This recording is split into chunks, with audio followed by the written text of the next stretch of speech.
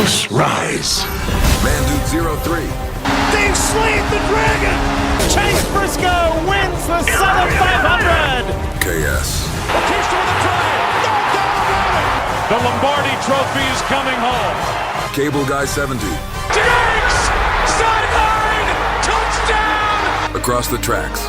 Dylan's gonna win it at the line! Red Sox fans have longed to hear it. Breakdown. Welcome to the Fifth Line. Hello, everybody. Welcome to another episode of The Fifth Line. I'm Cable Guy. That's Man Dude. That's Dylan. We got a whole bunch of shit to go over today. Thank you. Oh my god, that's going in the blooper reel. Yes, as Caleb mentioned, welcome to, what is it, the 6th, 7th episode of The Fifth Line now? Sixth actual one, I think. Now, We have like 3 bonus episodes. yeah, you may be wondering, where the hell is KS? We don't know. He's probably in Philly causing terrorism right now. He got arrested. Yeah, he got arrested. As you didn't know, he was arrested recently for inappropriate activities. Unlawful possession of a minor. So, while we're out KS today, we still got 3 of the 4 hosts, so that should be good enough, right? Yeah. Better than last time we did this. Yeah, right?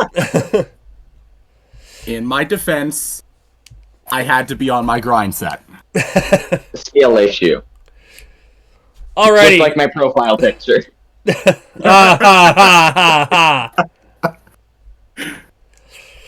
Alrighty, in this episode of The Fifth Line, we have 3 really big main topics to talk about. We've got the Super Bowl recap that we need to do, because that happened a couple days ago. We're going to be recapping a lot of what's been going on in the NHL this year, since we are now officially at the Four Nations face-off break. And we're going to cap off the show with our Daytona 500 recap, or preview, and picks. So, let's start off with the Super Bowl. What a fucking show! Holy... Remember when we all said we were going to boycott it? Yeah, right? That didn't happen. You. I made the right choice. This Super Bowl was fucking awesome. It was a good one. I didn't hate it personally. Caleb, I literally had to drag you into a watch party. I thought I had a friend coming up that day. He backed out. Mid. He was seeing ghosts. Just like Very Mahomes funny. was. Hey! Mahomes pulled his best Sam Darnold impression.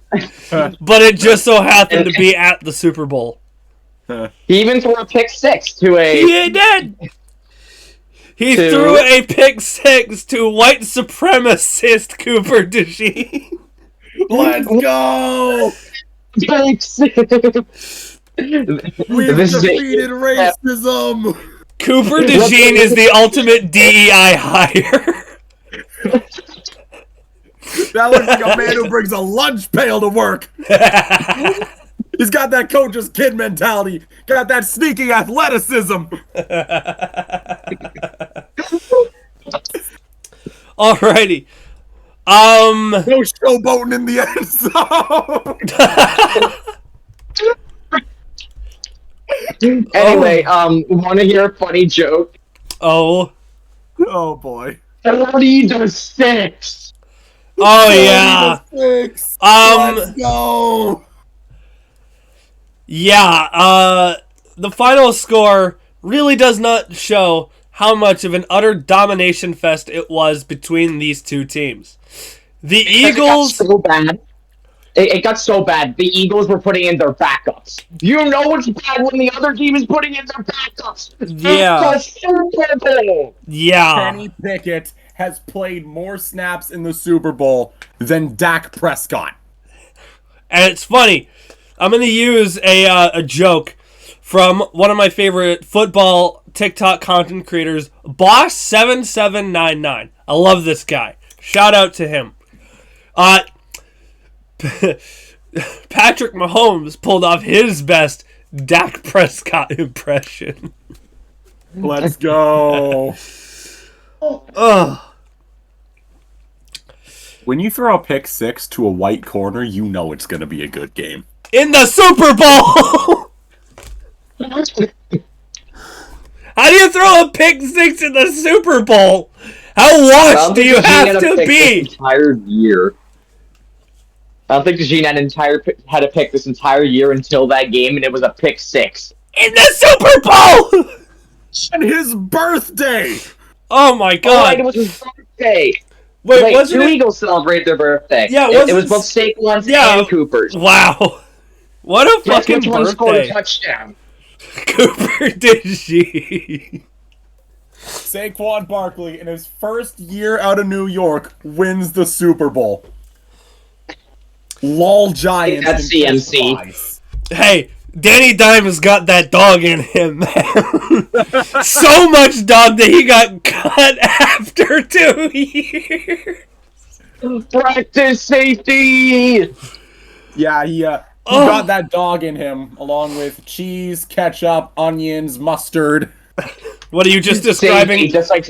Hold on, Caleb. Are you just basically describing all dressed? Yep. Safety. Just like Sam Darnold in the end zone. Shut the fuck up. We made the playoffs this year. Yeah, we won the same amount of games.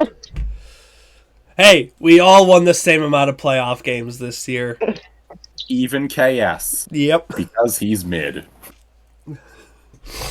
Anyways, looking at some of the stats right now on the NFL app showing, Patrick Mahomes threw for 257 passing yards, a 65.6 completion percentage, 3 touchdowns, and 2 interceptions.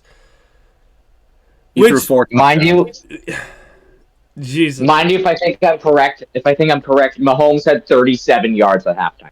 Yeah. That was bad. I mean really bad. And a lot of those yards came on a fucking garbage throw. Fuck.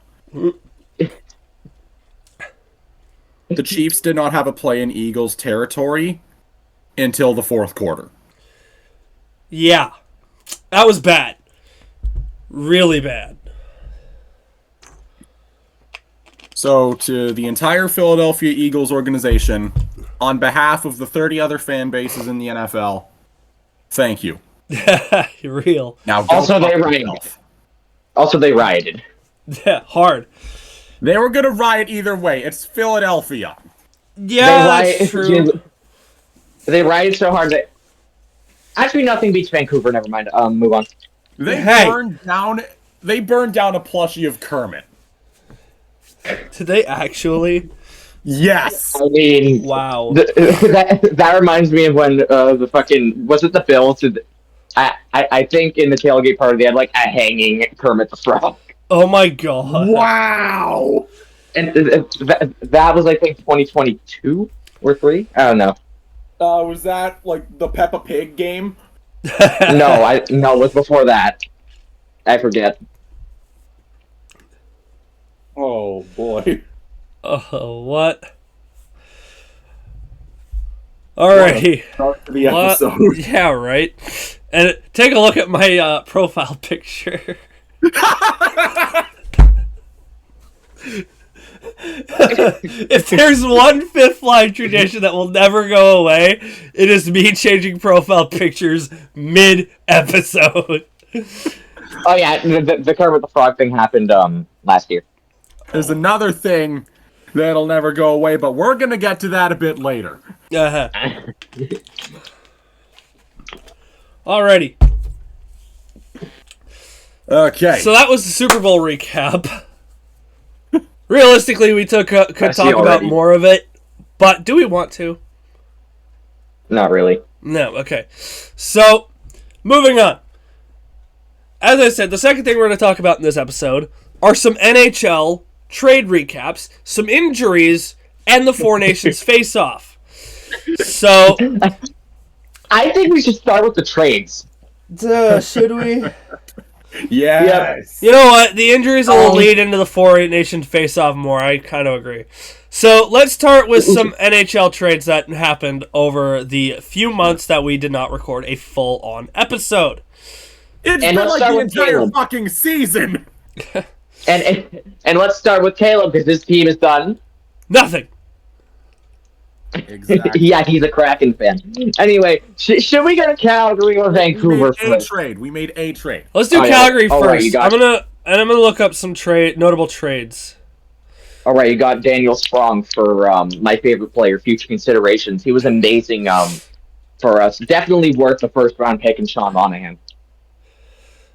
Fucking Brad. And we also sent Philip Grubauer to the minors. Wow. How much are you paying him again? For those keeping score at home, they're paying him $6 million a year to play in the fucking desert. Oh, yikes. Sorry, as we're recording, one people in our fantasy league plug, is currently crashing out and calling me an iPad kid. Shout outs to LeBron Irving for being an asshole. And Of course it's LeBron. While we're on the topic of the fantasy league, what the fuck is going on with the Hoppers? no one knows what that is, Caleb. No one does. You're gonna have to give the full backstory, and we should probably you should have your own video just giving over the backstory of the league. So Yeah. Anyway, it's our fantasy league, and someone there is having a crash out like a 5-year-old. Moving on, back to NHL. All right, let's move on. I'm looking at all the trades. The first Back to notable NHL. trade that I see is from December 9th, when the Colorado Avalanche acquired goaltender Mackenzie Blackwood, forward Giovanni Smith, and a 5th-round pick in the 2027, good lord, NHL draft, for San Jose Sharks goaltender Alexander Gorgiev, forward Nikolai Kovalenko, and a 5th-round pick for this year's NHL draft, and a 2nd-round pick for next year's NHL draft. This was a heist for the Avs. Yeah. Not to mention that... Blackwood became really good. Oh, yeah. I just guess it was San Jose that was shit. No surprise. Yeah. Yeah. Have you seen Forgiev? Not even 4 Giev. 7 Giev. Now, here on January 24th, the Carolina Hurricanes acquire forward Mikko Rantanen from the Colorado Avalanche and forward Tyler Hall from the Chicago Blackhawks. Carolina sends forwards Jack Drury and Martin Necas to Colorado with a 2nd-round pick in this year's draft and a 4th-round pick in next year's draft. Carolina also acquires Chicago prospect Nils Juntorp. Is that how you say that? Sure. I don't know. I don't fucking care. Chicago acquires a 3rd-round pick for this year from Carolina. So that was quite the steal. It was a really big trade when that happened. Yeah, and Rantanen fell off the cliff. Oh yeah, I kind of One I had goal in 1 month. Yeah, and an assist, but good lord. Yeah. Yeah, Necas has been on fire for the Avs lately. He should have been a Canuck. Hey, speaking of the Canucks. No, not yet. We're going to us first. Yeah. On January 31st, the Philadelphia Flyers acquire forwards Andrei Kuzmenko. Good lord. I'm sick right now, so my speech is going to be a little all over the place. And Jacob Pelletier. Peltier? Peltier. It's Peltier. Peltier. Thank you. A I'm mad at you.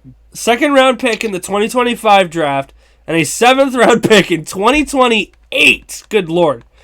From the Flames for forwards Morgan Frost and Joel Farabee. Can I just say, Craig Conroy fucking robbed them. Like, Jesus. Total robbery. A little bit, yeah.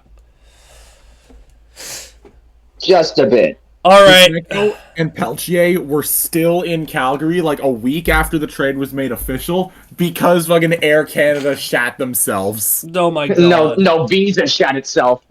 Their visas could not shat get themselves. to Philadelphia. Oh. Farabee and Frost scored goals as Flames before either Peltier or Kuzmenko played a game.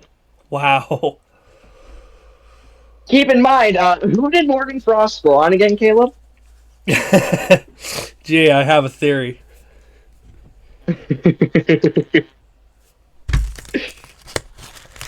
I feel like I don't even have to say it. The fact that I'm not saying anything at all should speak volumes. All right. I guess now is that time boy. you guys want.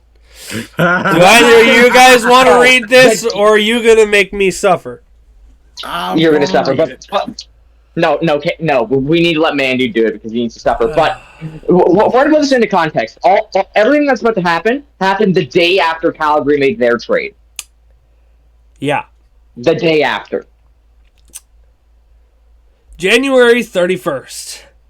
New York Rangers acquire forward JT Miller and a defenseman, Eric Brandstrom, Caleb, and prospect PFP. Jackson Dorrington. Oh my fucking god.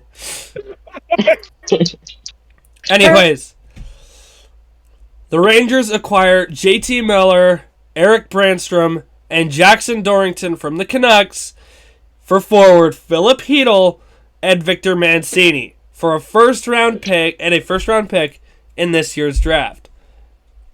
What did they do with that first round pick? And let me finish. And then later that day, they were not done that night. The Canucks traded. They traded for Marcus Patterson, Drew O'Connor from the Penguins for Heinen, Desharnais, Melvin Fernstrom, and that first round pick from the Rangers. You traded a first round pick for Marcus Patterson. Hey, he's been good. We inked him for we stole him, okay? We inked him for what, 6 years, under $5.5 million? Was that worth a first first-round round pick? We're 3-0-1 since. It's probably going to be a pretty good first rounder too, considering the fact the Rangers are kind of falling apart. It was a conditional protected 13th or higher pick. And then you'd get their unprotected first next year when they're even worse.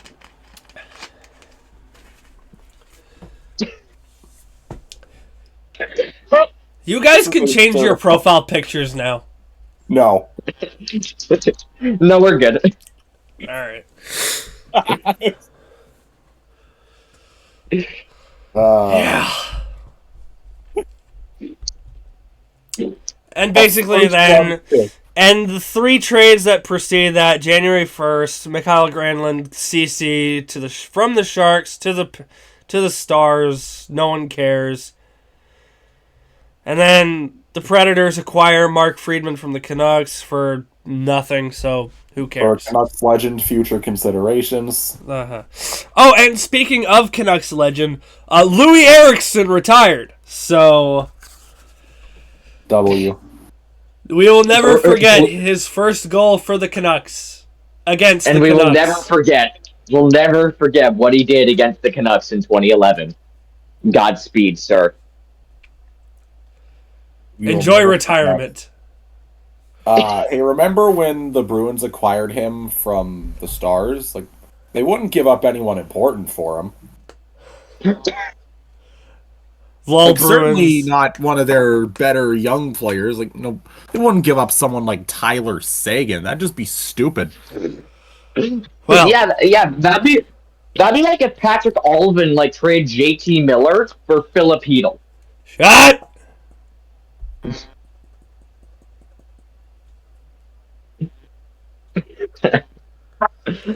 Anyways, let's move on to some injuries and the Four Nations. So, a few notable injuries are Quinn Hughes. He suffered an undisclosed lower body injury, from what I understand, a few weeks ago, I believe, against Dallas. And he announced that he will not play in the Four Nations face-off. Sidney Crosby, though, announced he will play in the Four Nations face-off. So, W. agreed. Crosby was really the only reason I was going to even root for Canada. Otherwise, I really didn't care for it. Four Nations did not interest me at all. And I'm sure it really doesn't interest you guys in it. Or interest you. Yeah. I mean, it's a cool I'm concept. excited to get a 2-week break.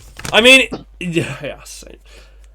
I'm excited that I get to watch a bunch of my favorite players play for their country, like Pettersson, Lankinen, Miller, Crosby. They get to play for their home countries. That's cool. Alex Pietrangelo. Yeah.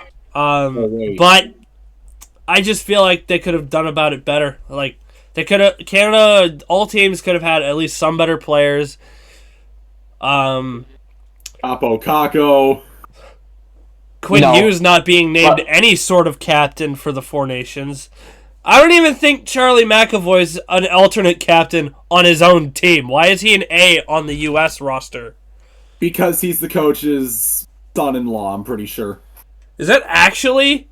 Yes. Wow. He's Mike Sullivan's son-in-law. Wow. So he gets an A because of nepotism. Holy shit.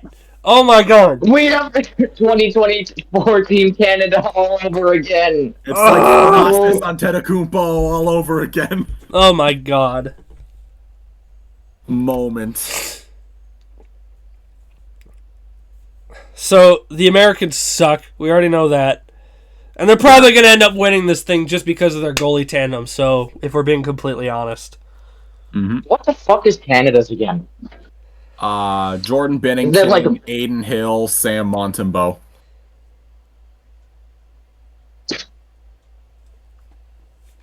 Sam Montembeault.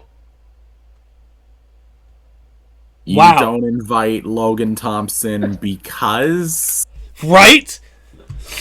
Dude's been on fire this year.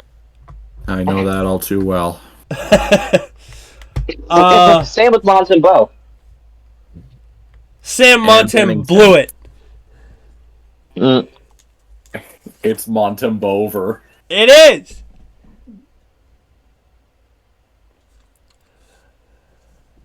Anyways, he has. I'm predicting that the Americans will beat Sweden 4-3 in overtime for the gold medal. Ooh, okay. Imagine if Canada doesn't even medal at this. I wouldn't be surprised. They'll medal out of 4 teams. Have you seen their defense? Yeah. Mackenzie Weegar got robbed.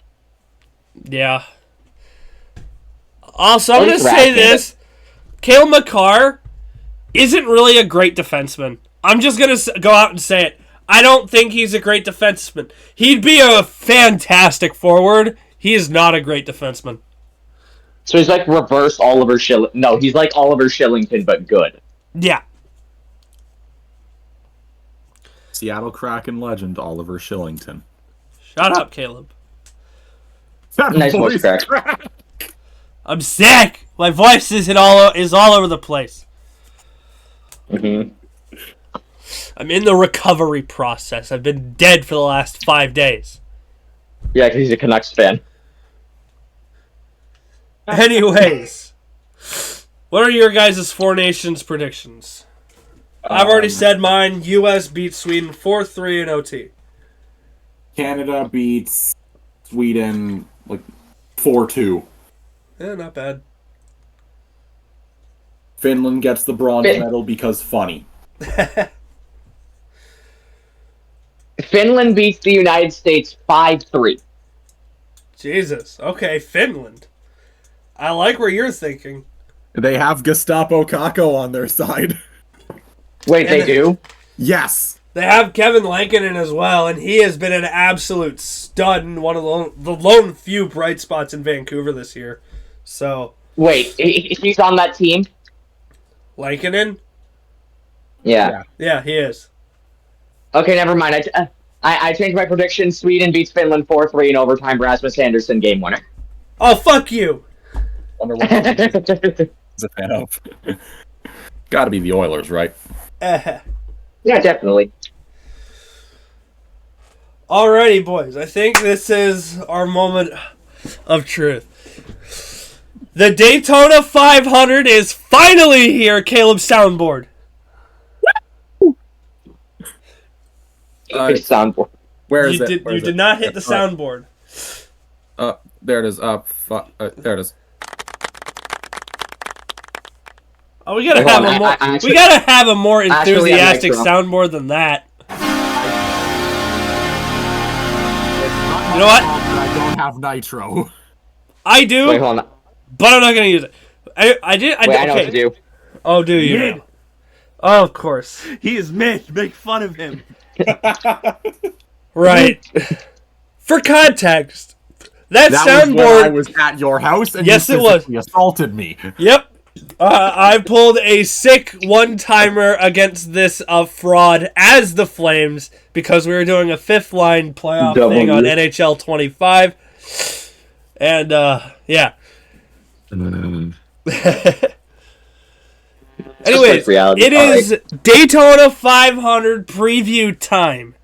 The season is finally here. It's been 3 long, painful, excruciating, sad, depressing, and awful months since we last went racing. Since we had to watch Austin Dillon. Yeah. Now this year, a lot of drivers are in new rides. Corey LaJoy is out of a job, thank fuck. And, yeah. It's really hard to say who my championship pick is going to be this early in the season, Kyle Larson. But, yeah. Wednesday is qualifying, Thursday is the duels, Friday is trucks, Saturday Xfinity, and Sunday the 500. I'm going to be watching all of those, except ARCA, because ARCA can go fuck itself. Yeah. And yeah, my picks to make it in the 500 in the duels are Justin Allgaier in the 40, Jimmy Johnson in the 84, Yeah. Martin Truex Jr. in the 56, and Elio Castro Neves in the 91. Ooh. Caleb, you do not know that much about NASCAR. Hold on. Sorry, cough. You do not know that much about NASCAR. But I have a feeling you're going to be choosing your original boy, Jimmy Johnson, to make it into the 500. You bet. Now, there are a few drivers. There are like 7 or 8 open cars trying to make it into the race. There's a grand total of 45 cars trying to make it into the race. Now, only 40 can make it in. 41 if Castro Neves doesn't post a qualifying lap. So, that opens the door for a few things. But however, Dylan, who are your picks to make it into the 500 this Thursday? Almost the same. Narvaez, Johnson, Allgaier, and I didn't hear that. oh fuck, my mic died. BJ McLeod. Of The course. shit mic quality that really adds to the humor. It does, though. But except you can't hear shit with it sometimes. You hear enough.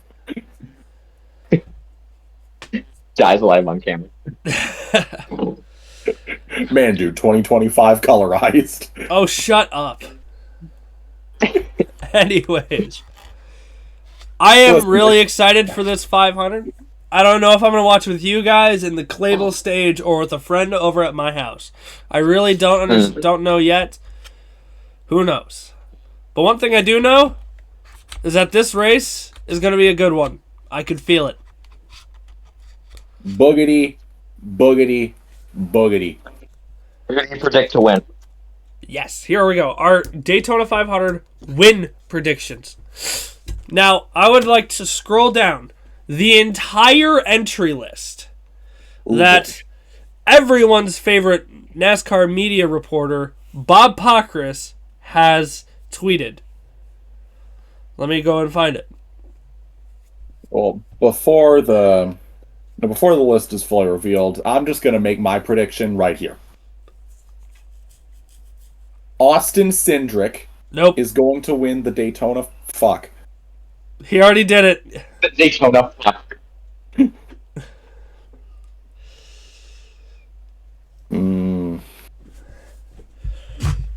He may win it. I mean, it's really unpredictable. I mean, he already won it, 3 years ago almost now? So...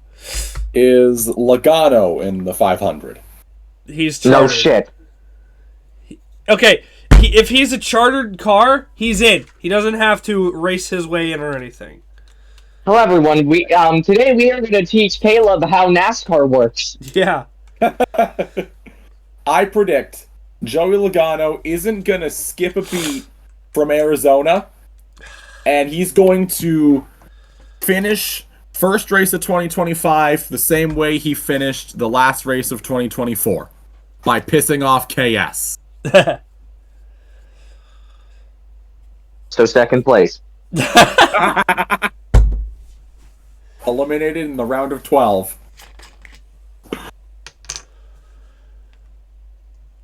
Because Alex Bowman is gay. Caleb, you can't say that.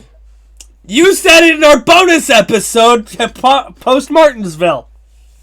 Only I'm allowed to say that. Hypocrisy's a bitch. And you wonder why we don't like you. Well, we don't make fun of him at most, so... Yeah, I wonder who we do make the fun of. Make the fun of the most. Yes. I wonder who we make fun of the most in this call right now. I say it's a three-way tie between me, Caleb, and KS. The fifth line is just, Dylan is better than you, the show. Literally. Anyways. My driver was Austin Dillon. What the fuck you mean? I broke up with my old baby, and he's still mid. I'm gonna say... And this is going to be a pull. But I really, really like how Front Row Motorsports is at these super speedway races. So my pick is actually Noah Gragson. Ooh. Let's end races. Oh no, he was homophobic, I think. Right. I don't know. But my pick... Slay one evil, you must embrace another. Oh, I know, it was the 9/11 tweet. Let's go! I think. No, Noah Gragson was the... Fuck. He was the George Floyd under Denis guy. Alright, he is racist. Next. But yes, my pick to win the 500 is Noah Gragson. Caleb, your pick was Joey Logano. Dylan, your pick was, I forget. I could just do a funny and go, Bubba Wallace ends racism, but, I mean, he's not a bad pick. He's not a bad pick. Kyle Busch. Alrighty. My pick, Noah Gragson. 500. My pick, Noah Gragson. Caleb's Joey Logano. And Dylan is Kyle Busch. I think that wraps up. Goes my Phoenix prediction. Pardon? Who's ready for all of us to be proven wrong on the first lap? Yeah, right. Hopefully this goes better than my... Hopefully this goes as good as my Phoenix prediction and better than Caleb's Washington prediction. Oh, yeah. 0-17 NFC Championship game. 14 more wins. More playoff wins than the entire fifth line combined. Mm-hmm. More playoff wins than I'm pretty sure the Vikings had all of the 2010s. No, the Vikings had 2 playoff wins at least. Yeah, Minneapolis Miracle and... No, both of them were against the Saints. Wait, you got a bye in 2018? We had a bye in 2017. We were the 2 seed. All right, the all playoff format. The 1 seed was Philadelphia. Maybe you've heard. Feels like we're forgetting something. I don't think we are. All right, Kabels Korner. Well, it's been a while, and I think And we got time. You guys down? Sure. Fuck it. Yeah, let's do this. What team we doing this time? Well, how are you? The Vancouver Canucks. Oh my God, why? The Vancouver Canucks. I thought this was a football thing. Works. Yeah, the football's over. Oh no. No, but then again, on the Lost episode, we did say that we would branch out to hockey. Hold on, I have an idea. Yep. How about instead of doing a new Kabels Corner, I just bring up the old Kabels Corner from that episode? Yes. That way, that Kabels Corner isn't considered Finally lost. see the light of day. Yeah, that episode can still remain lost. I don't want that episode seeing the light of day. But the Kabels Corner from that's it, my taste in it. that Kabels Corner, I can edit that in. Yeah. What team was that again? What team did we The do Falcons. there? Oh, right. Alrighty. But it's outdated now because we did that before the season. Yeah, fuck it. I'll just edit it in. Anyways. Yeah, we'll just You can plug that edit? baby in. And upload? Yes, I will be uploading it. I mean, it's not like you've got any work. Not till next week on Wednesday, good lord. All my days this week were destroyed when I got sick, so Mid. yeah. Anyways, thank you for listening to this week's episode of The Fifth Line. I've been Man Dude. I've been Caleb. I'm one of the 2 people in this call that overcame a 4-1 lead to the Canucks at home. Oh, ha ha. Oh, ha ha. Anyways, thank you for listening to this episode of The Fifth Line, and enjoy this throwback to an old part of Kabels Corner. Thanks for Atlanta listening. Falcons coming at ya. Podcast, moving on.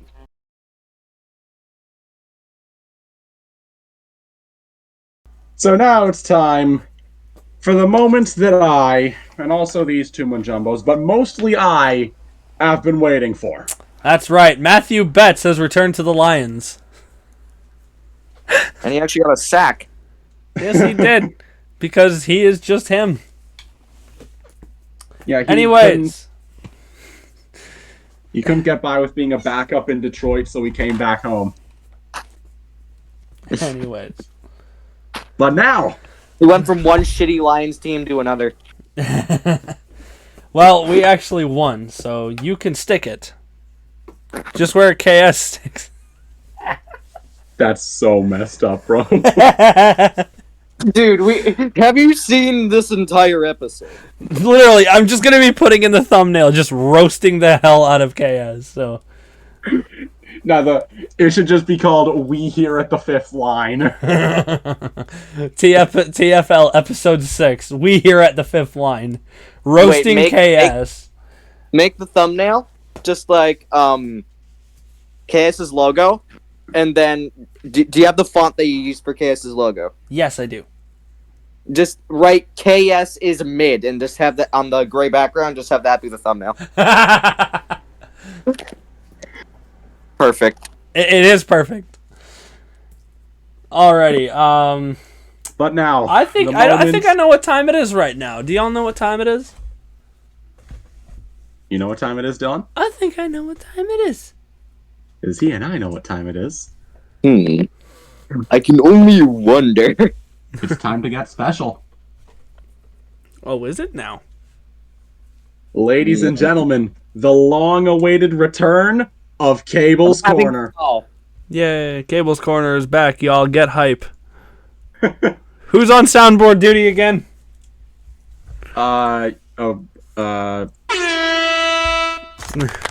we should have recorded this on the server so we have the actual soundboard, but who cares? Yeah, we're gonna do that starting next episode. Yeah. Which is And coming hopefully out on KS will be Sunday, back like from 8 p.m. from EST. France and being dead, so.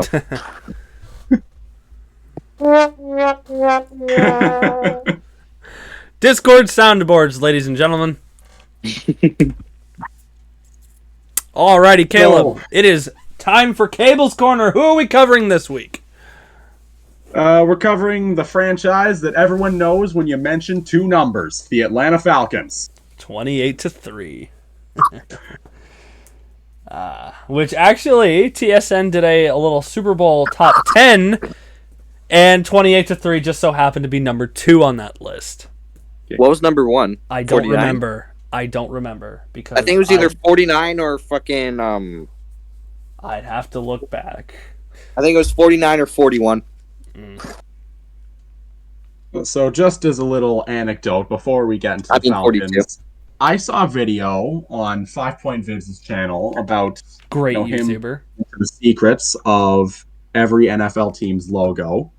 And he said that if you count every corner on the Falcons logo, there's 28.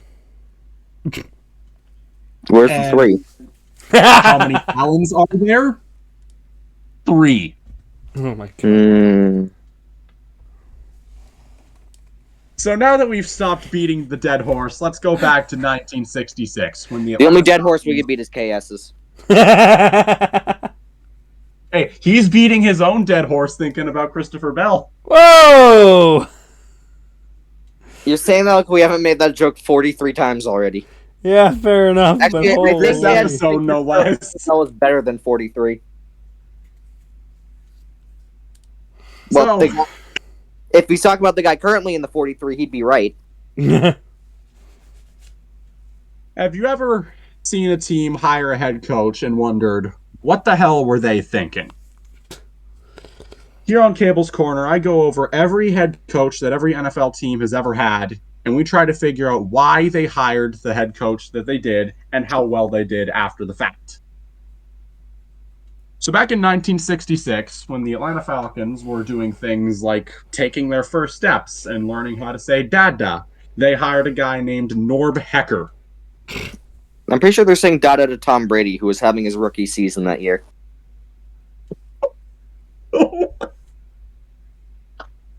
That's so messed up. Wow.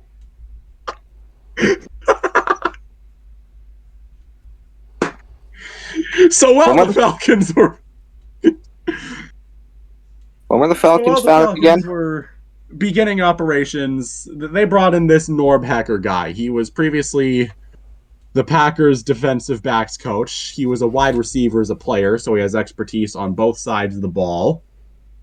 He was in charge from 1966 to 1968, and you'd think, he has expertise on both sides of the ball. He wasn't that far removed from his career as a player, so he'd probably know how to connect to the players in the locker room and lead them to good on-field results, right? Nope. He went 4-26-1. And then again, this is an expansion team in the friggin' NFL, so they aren't going to be good. But it gets worse. Oh no. After they canned Norb in the middle of the 1968 season, they brought in a guy named Norm Van Brocklin. Another Norm, huh? No, that was Norb the first time with a B. Oh. Okay, so Door Norb. 20th century names, you gotta love them. Yeah, you do. So Norm, with an M, was previously the head coach of my Minnesota Vikings. He had been their head coach since 1961, but was fired sometime in 1966 for a guy that we'll cover when we cover the Vikings later down the line. Now, Van Brocklin was in charge from 1968 to 1974. He went 34, 37, 49, and 3. Sorry. And he did bring the Falcons to their first winning record in franchise history, but never brought them to the playoffs. Wow. So once Norm Van Brocklin retired or was fired, I honestly can't be bothered to look it up, the Falcons decided to promote from within. And they promoted their old defensive coordinator, Marion Campbell. He'd been there since 1962, and he'd built the Falcons into a pretty solid defensive unit. So you can imagine that he'd be a pretty good head coach, considering he was still calling the defenses. He wasn't. He went 6-19. The first number is KS's preferred age of consent. We here at the Fifth Line think this joke is getting kind of old, but it's still funny.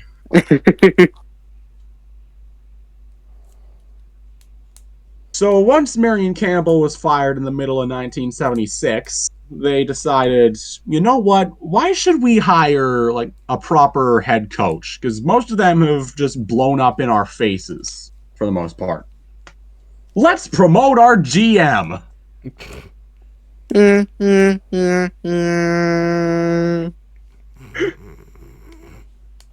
Pat Pepler.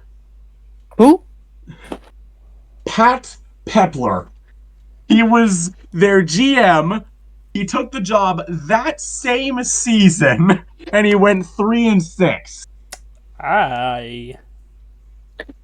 If you take the first number, I'm not finishing that. If you take the first number, you have the same number of wins that Austin Dillon's had his entire career. I'll only add 2 to that. If you have the second number, it's too high. So, after the Pat Pepler experiment shockingly failed, they brought in a guy named Lehman Bennett. Who? He was previously the wide receivers coach for the Los Angeles Rams before they fucked off to St. Louis. And then fucked off back to LA. The St. Louis Rams really like fucking off. Though he never held the title of offensive coordinator with the Rams, he was mainly responsible for building their high-powered offense throughout the 1950s. He lasted from 1977 to 1982. He went 46-41, won 2 Coach of the Year titles, and somehow, get this, brought the Falcons to the playoffs. Damn. Did they win? And get this, they won a playoff game. Wow. You're a Granted- winner! You get the Granted, they trophy. lost 3 others, but they made it to the playoffs. You fucking air horn. So, Wow. Congratulations, Falcons. Your win. You made the playoffs. But this Lehman Bennett guy, he failed to get any real success there, so they fired him and brought in another guy named Dan Henning. He was previously the offensive coordinator of the Washington Redskins, and he was responsible for a high-powered offense just like Bennett was. He did not last nearly as long. He went from 1983 to 1986, had a 22-41-1 record, and never made the playoffs. Man, can we find one good coach? Should take a look in the group chat. Don't worry, Dylan, we'll get there.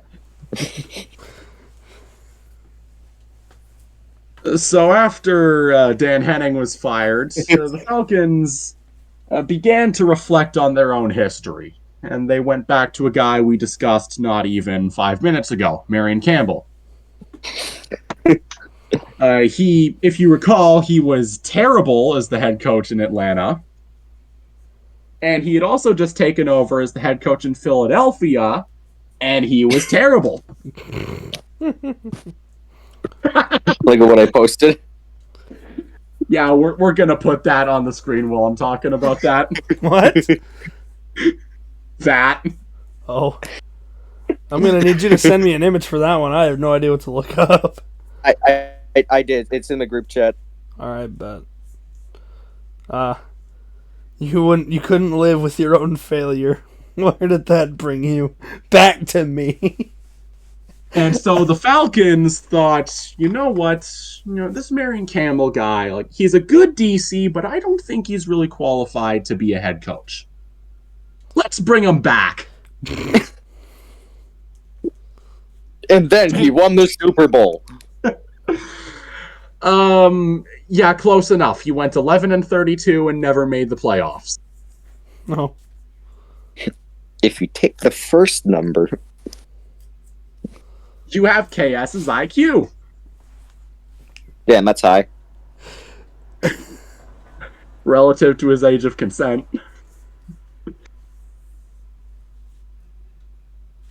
So, the terrible head coach that was terrible in 2 different cities, that was brought back and was predictably terrible after he was fired, they replaced him with Jim Hannafin. He was previously their assistant head coach and offensive line coach. He spent a long time as the head coach of the St. Louis Cardinals, or were they in Phoenix by then? I don't know, we'll get to that later. He finished out the last 4 games of the 1989 season, and he went 0-4. If you take the first number...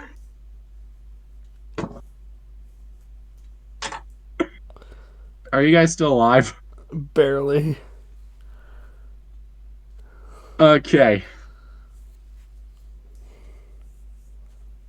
So they decided, you know what, every time we've had a defensive-minded head coach like Marion Campbell or Norb Hecker or the second coming of Marion Campbell, it hasn't worked out so well. So what the Falcons did is they decided to keep jamming the square peg into the round hole, and they hired Jerry Glanville. He'd coached basically every part of the Houston Oilers' defense, which was known for being very physical.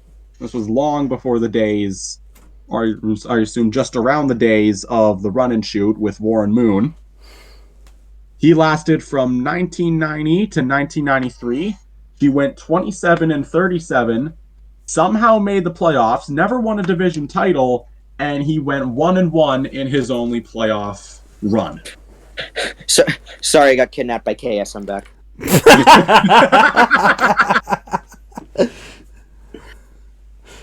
Bro really muted just for an entire bit. You gotta play the part, man. That's commitment right there. We here at the Fifth Line respect the commitment. Yes, we do. Do you This is gonna guys be a remember 5-minute-long those video. whack-ass names from back in the 1960s? Like Christopher with a K. Well, we got another one. The Falcons decided to try this whole promote from within thing, and they promoted It's funny because KS's name is spelled Chris with a K. I'm being dead serious.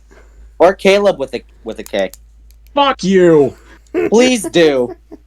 Hey, whoa! Okay. Hey, speaking of KS, We just reenacted Christopher Bell and KS.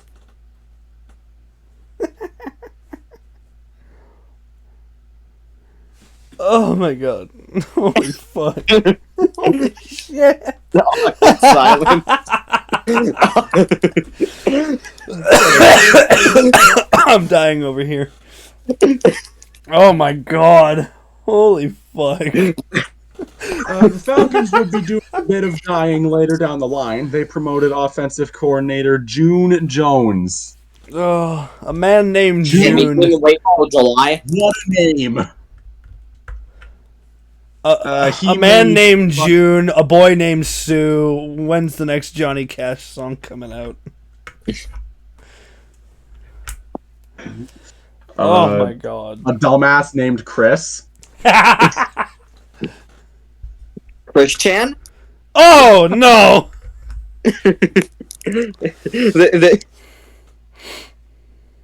Let me guess, the Nashville Chris Chans. Yeah. We've made this joke before in the first episode. Second. I thought it was the Actually, first. second. I thought it was the first. It was basically the first because like we gelled together a lot better than that one. Anyway, Yeah. June Jones lasted from 1994 to 1996. Oh my god. He went 19-29, made the playoffs once, and lost his only playoff game. No, I remember it was episode 2 because I had rabies during that one. Oh yeah. Like, actually, I was fucking sick. He was clinically ill. Bro had to be put into Arkham. You know what? His rabies continue to catch on because he used the same joke today. The only reason I'm not in Arkham anymore is because I realized KS was in there with me. Oh my god. Okay. This is gonna be a fun compilation to edit. Oh yes, it will be. Not only is he gonna have to go through this episode, he's gonna have to go through the other 5, plus the bonus episode. We're not even halfway through the Falcons yet. We're still roasting. Yeah, and I'm pretty sure KS is not even half done with Christopher Bell.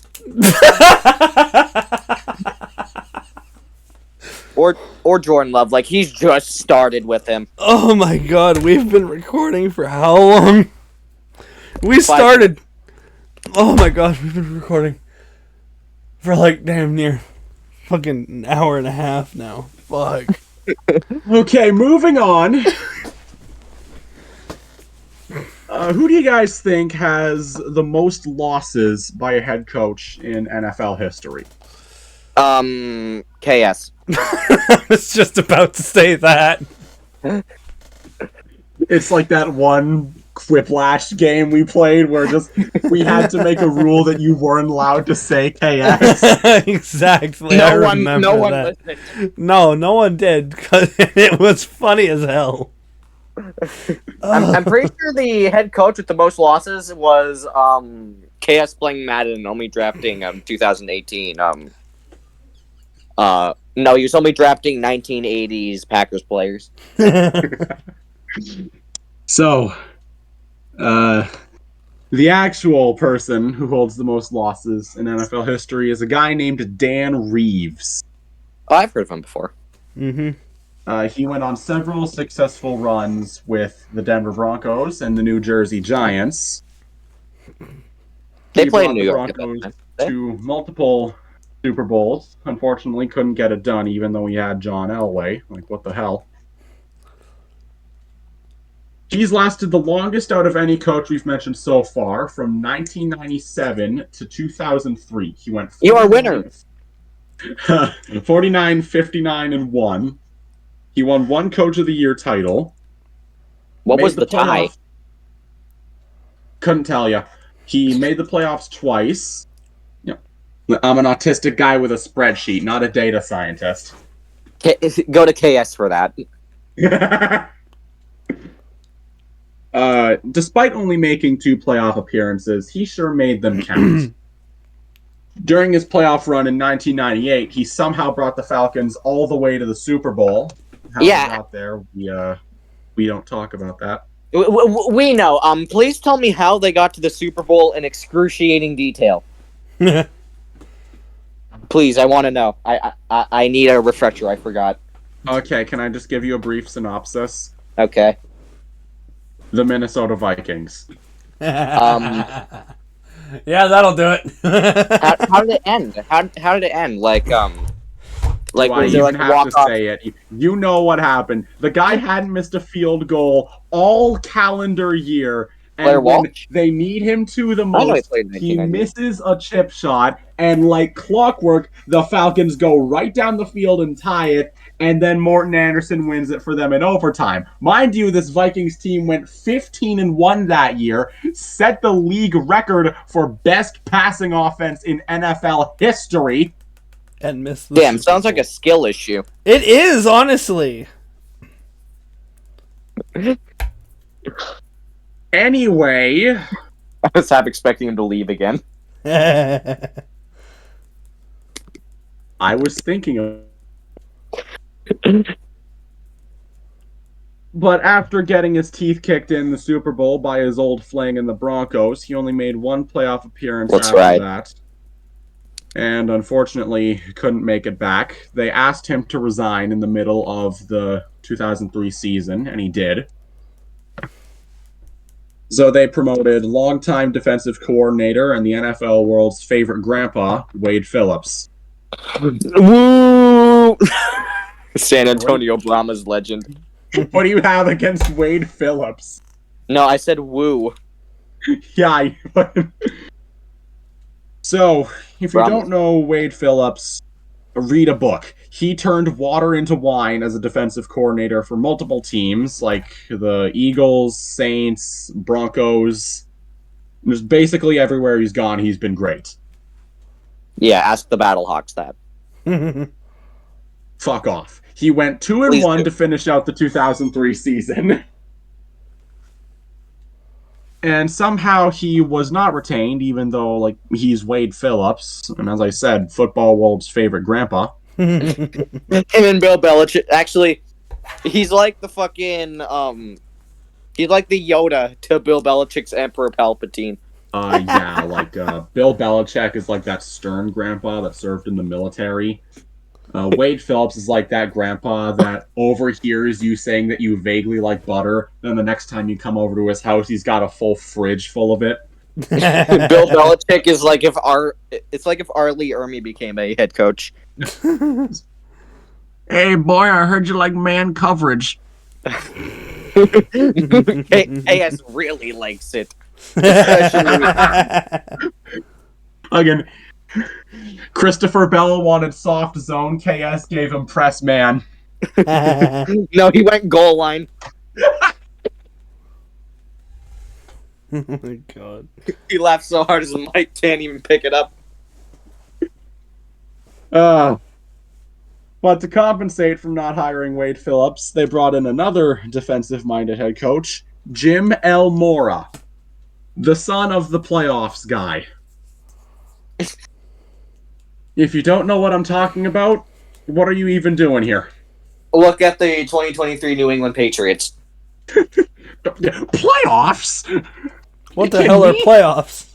It was in Madden 07. They referenced it there. So, Jim Mora Jr. was previously the defensive coordinator in San Francisco, right before they were ass. And unfortunately, when he was with the Falcons, he was roughly around the same tier of that. He went 26-22, brought them to one playoff berth, one division title, and a 1-1 playoff record. Holy shit, a winning record? Is he the first to have a winning record up to this point? He is... Okay, do you want me to count interim head coaches or not? Not. He is the second. Oh. Keep in mind, this team's been around since 1966, and we are now in 2006.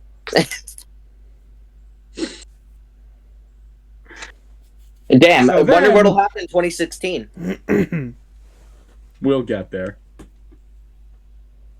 So, once Jim Mora Jr. was fired, they hired longtime college head coach and a guy that football fans love to hate, Bobby Petrino. Whoa! Fucking get the soundboard out. Yeah, Bobby Petrino.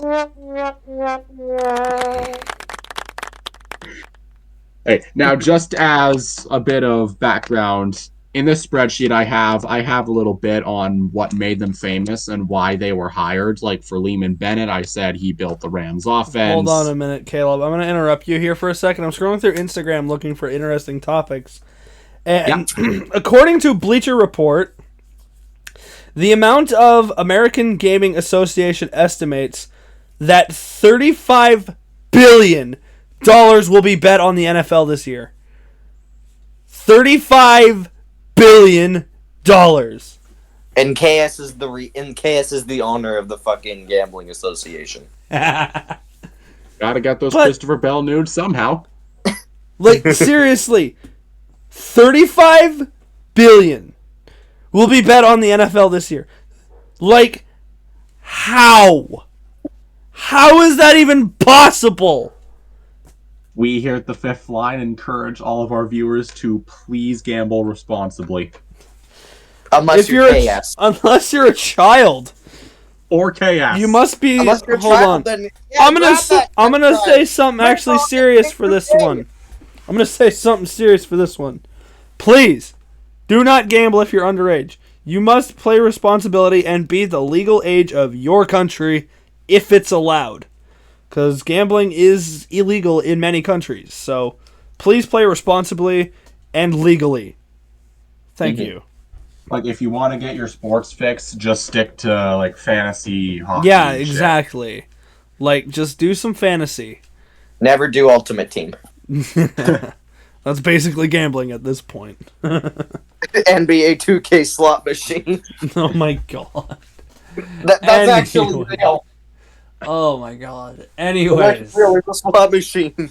Oh my god. But as I was saying, Yeah, back to Kabels Korner. I have a little bit in my spreadsheet where I outline, what made someone famous. Like I say, this guy ran a good defense, or he worked with a specific player. For Bobby Petrino, I just wrote he was made famous for being a piece of shit. He took over in 2007, and, they had a pretty rough year that year. He went 3-10 with them. But, he promised the owner that he had a head coach and that he wouldn't leave. Surely he'd stay true to his word, right? The day after that 13th game of the season, when they lost to the Saints, he left the Falcons a letter in their locker room resigning with a stamped signature as they all watched him take over as the next head coach at the University of Arkansas. For those of you who I was in charge of the 07 Lions. For those of you who don't speak autism, this dude literally slithered out in the middle of the night to take another job. Wow. Damn, he should have coached for the Colts. They're like masters at that. Hold on. Speaking of football, I'm scrolling through my Instagram. Once again, scrolling through Bleacher Report, I just realized that. Apparently, LeBron James' Mount Rushmore of QBs is Tom Brady, Patrick Mahomes, Joe Montana, and John Elway. How will this affect LeBron's legacy? I don't know, but he don't know shit about football. Just replace John Elway with Peyton Manning and you're good. People are saying that in the comments, too. Like, damn, I actually agree with you on that. Like, Peyton's better than Elway, so... I want to say Unitas, but I don't know where he'd go. Honestly, despite what people might say, I'm fine with Mahomes being on that Rushmore, on Mount Rushmore. So yeah, like people are saying that he's already the GOAT, and I can kind of see their argument. Yeah, I mean, I'd say give it a few more rings, but a few. He's already at 3. He's not even 30. Bro is on pace for like 10 rings. Calm down. Damn, that's like the average amount of onion rings I get at like fucking Popeyes now because everything's so fucking expensive. Anyways. We here at the Fifth Line would like to ask Popeyes to lower their damn prices. Lower your prices and make better food. Yeah, like, your fries are amazing, but they cost way too much. The fries are good, though. I will give them that. Everything Mom, else... their fries are the only highlights, honestly. Like, everything else about Popeyes is mid. Popeyes is as mid, if not more mid than KS, if I'm just saying. How do you be more mid than KS? He's a 1940s ranch right now. I have no idea. They just have mid chicken. I don't know why. It's just not good. Mom, can we have KFC? We have KFC at home. KFC at home. No, that's not KFC. That's KSC. KSC would probably be like, I don't know. The chicken would probably be off of like the runts. Yeah, the chicken is the same chicken that KS chokes when he's thinking about Christopher Bell. So getting back to the Atlanta Falcons and the piece of shit Bobby Petrino, after he slithered out in the middle of the night, they promoted defensive backs coach Emmett Thomas. He did not do much better. He went 0-3. So they chose not to retain him, but they kept him on the staff, and they brought in former Jaguars defensive coordinator Mike Smith. Just note, we are not talking about the NHL goaltender Mike Smith, or probably like another Mike Smith that's in NASCAR or wherever that we forgot to mention. Not in There's another NASCAR, Mike I can Smith. guarantee you that. Give it a few years. But Mike Smith, he was previously the Ravens linebackers coach, so he worked with just a random guy named Ray Lewis. Don't know how he's doing now. Heard he was a killer on the field, though. But Smith did something that no Falcons head coach has ever done before. Oh, wow. He brought them to back-to-back winning seasons. I miss Keep my in life. mind, this team's been around since 1966. Damn. And they've never had back-to-back winning seasons until that point. Wow. Your win.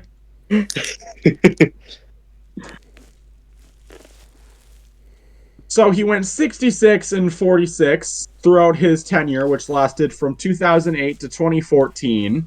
He won 1 Coach of the Year title somehow, made the playoffs 4 times, won 2 NFC South titles, and had a 1-4 playoff record. Yeesh. Yeah. But surely with their next head coach, they'd see a lot more playoff success. Well, hold on, I got to get my jersey for this one. Which one? We here at the Fifth Line would like to remind you that Dylan is a Patriots fan, and he's Danny been Woodhead, waiting. get over here. And he's been waiting all day for this. I'm not even gonna fucking show it off. I'm not doing that again. On Or you face could reveal. just post a photo of it in the group chat, and I'll put it up on the I screen. will later. I'm too lazy. Yeah, come on, face reveal. Or I can say we have the image here now because he posted it in the group chat after the episode was done recording. So here you go. Here's the image of the jersey. No balls. No ball.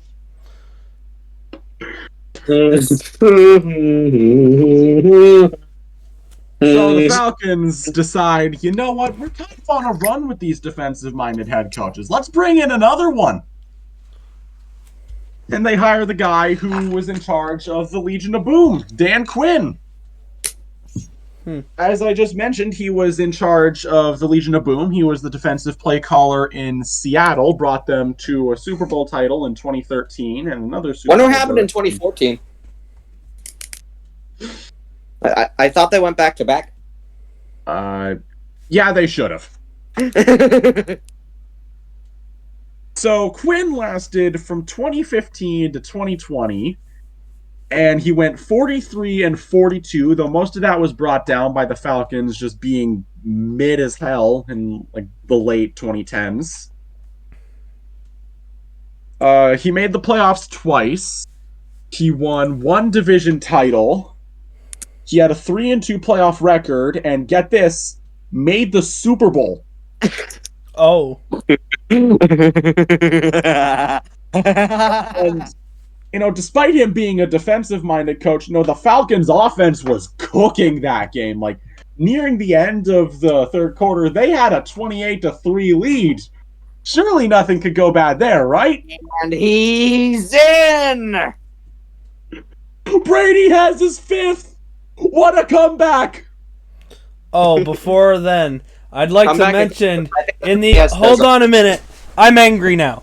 Apparently, in the official NFL hype video, Taylor Swift was shown 5 times. Now, here's a list of other people who were not shown or were shown very little in the video. Joe Burrow, 0 times. The fake Lady Chargers fan, 1 time. CJ Stroud, no times. Brock Purdy, 0 times. Matthew Stafford, 0 times. Jordan Love, 0 times. Justin Jefferson, 0 times. Miles Garrett, 0 times. And TJ Watt, 0 times. We're not here to watch the fucking Eras tour. We're here to watch football. Yeah, exactly. Except Jordan Love, keep him out. KS is gonna fucking make it his.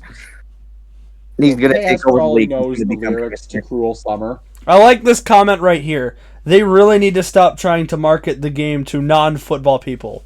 Football isn't for everyone. Brothers Osborne reference. Man, these fucking Dynasty jerseys are way better than the fucking Jones one I have.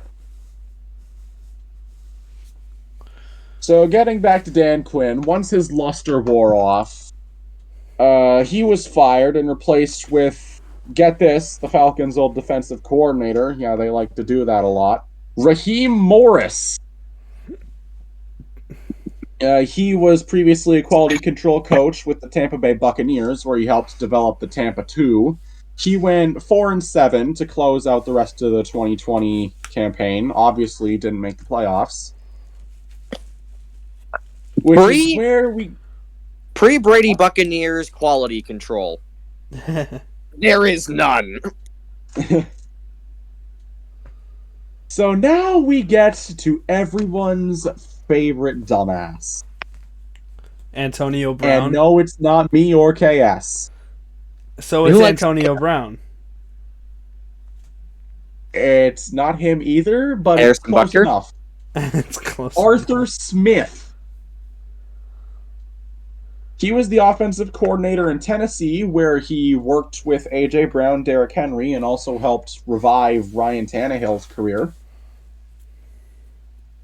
Now, do you guys remember Dave Campo when I was covering that? When I was covering the Cowboys that one time? Nah. Well, you guys might notice a trend here. In 2021, his first year, he went 7-10 and missed the playoffs. In 2022, he went 7-10 and missed the playoffs. In 2023, he went 17-0. Close enough. He went 7-10 and once again missed the playoffs. Damn it! There goes $5 billion. But what people really know him for is just his absolute butchery of skill positions. Like, all these picks, like the first, he drafted like a good player at a skill position every year. He had Kyle Pitts, Drake London, and Bijan Robinson. You think he used them for drafting them that high? Nope. Instead of running the offense through their high draft pick skill positions, who were proven at the collegiate level and can actually do shit when you throw to them, he ran the offense through Jonnu Smith, Mac Hollins, and Kadarrell Hodge. Hodge sounds like a freaking phone company. The Jays Why? lost 10-9 to the Phillies. Cool. Let's go. Now they're 9.5 games out of the Castellanos wild hit a home card run. spot. Yeah. So, wanting to free themselves from the stench of not using their skill positions, they deservedly fired Arthur Smith. And as of right now, they brought back Raheem Morris. You know, obviously, he was their head coach not even 5 minutes ago, but in that time, he was also the defensive coordinator with the Rams, where he worked with a certain guy named Aaron Donald. This upcoming 2024 season will be his first year, and I really hope that he does a lot better.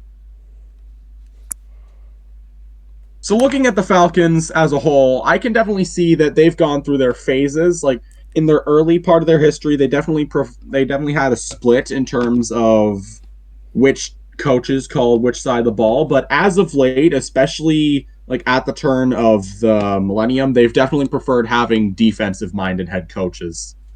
But that still hasn't really paid out for them. All right, everyone. I have to say something unfortunate. Nick Castellanos has not hit a home run today. I think KS is still alive. Aww.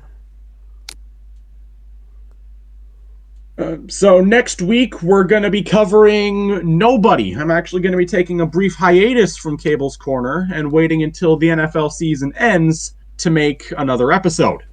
Damn, it's gonna be a while, huh?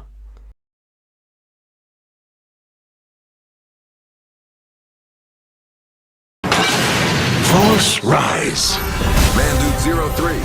They slayed the dragon. Chase Briscoe wins the Southern 500.